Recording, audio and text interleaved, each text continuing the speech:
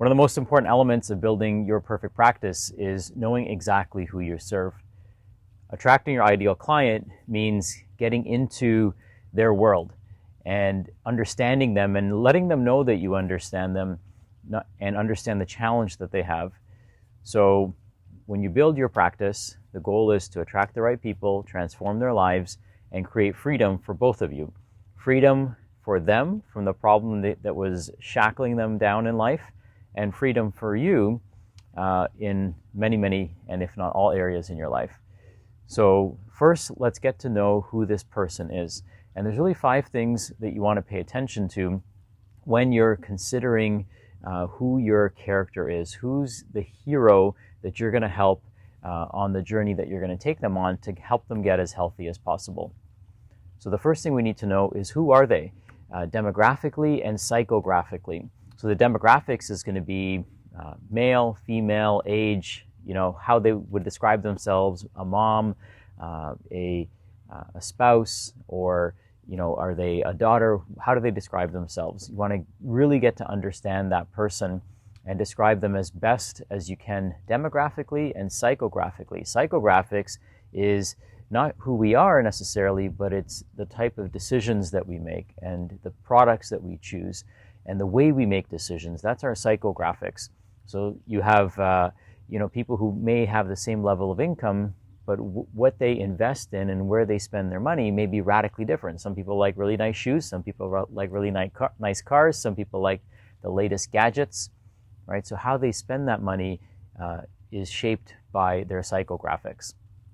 The next thing that you want to take into consideration is, what problem does this person have that you can help them solve? And not how you would diagnose their problem, but how they would describe their problem. So you might diagnose them as having a thyroid issue, or you might evaluate them and say, hey, this is related to your thyroid. But to them, they feel no energy, their hair is changing texture, they're constipated, they're not motivated like they used to be, they're gaining weight everywhere for no explained reason, right? So that's how they're describing it in their head. How would they describe it to you if they're coming in to complain about their problem? That's the level at which you have to communicate back to them in your marketing and in your messaging and in your branding as well. So they don't know they have a thyroid issue. That's why they're coming to you to help them solve it. So you have to make sure that you're really showing them through your languaging that you're understanding the challenge that they're facing. The next thing we want to know is, why does this person want to solve this problem? So it's one thing that you have low energy, but how's that affecting your life? Right? Do you want more energy so you can play with your kids? Do you want to lose weight so that you could have more confidence? Do you want to get rid of the brain fog because you don't want to embarrass yourself in team meetings, or you're tired of walking into a room and forgetting why, or you feel like there's another level that you can unlock in your career if you didn't have this embarrassing brain fog?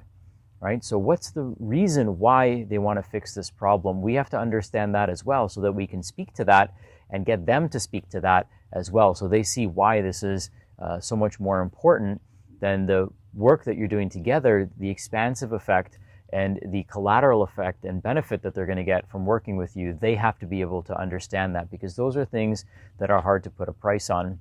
However, those are the things that make the biggest difference for people.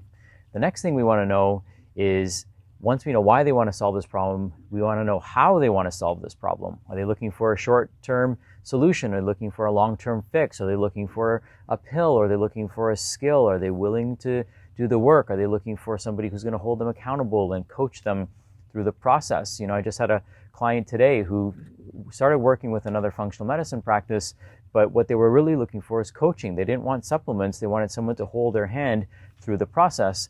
So now we're going to evaluate if working together is right for us. And that started because we shared that we coach our clients. We don't prescribe to them. We coach them towards better health, and we reduce their supplement intake and things like that. And that's what my avatar wants. That might not be what your avatar wants, but that's what my ideal customer wants and is. There's somebody who's looking for a long-term solution, willing to do the work, understands that supplements are awesome, but we've got to lay down the foundation first and then add those things on top if they're necessary. That's the type of person I want to work with. So I also have to describe how we solve this problem so they can see, hey, that's exactly who I'm looking to work with. So how they want to fix this is also really important in getting to know them. And then, of course, the last thing, and probably the thing that's most overlooked, is who do they want to work with to solve this problem? Okay, so do they want to work with somebody who's had this problem before and come out on the other side of it? Somebody who has a lot of experience that has helped many people come out on the other side of this problem? Or are they looking for somebody who's just read about it in a textbook? Your mess is your message. Your test is your testimonial, as many have probably heard. So are you making it clear to people in your messaging that you understand the challenge that they're facing? And are you expressing that you've been there and you've come out on the other side of it? Or do you feel like you have to be absolutely perfect in order to be able to help people? And the answer is no, you don't. You have to be empathetic, and you have to have a solution that you can offer people in order for them to really deeply resonate with you. So those are the 5 things you need to take into consideration when you're thinking about your ideal customer and how you're going to communicate what you so beautifully do for them. And they deserve that, and you deserve that, because when you come together and there's an engagement that takes place, both lives transform, right? Your life is fulfilled because you get to help people in a meaningful way, and you get to create more experience for yourself and more freedom for yourself as this scales, and they also win and are set free from having a chronic health challenge. So your business does really create a win-win solution, and in order for you to get on the other side of that mountain with your client, you have to know how to first communicate to them. So that's the first thing I want to share with you, is the importance of understanding who your ideal customer is, not your current customer.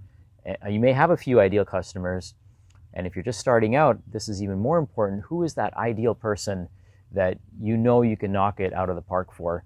And through your communication, they know you can knock it out of the park, and they have full confidence in you.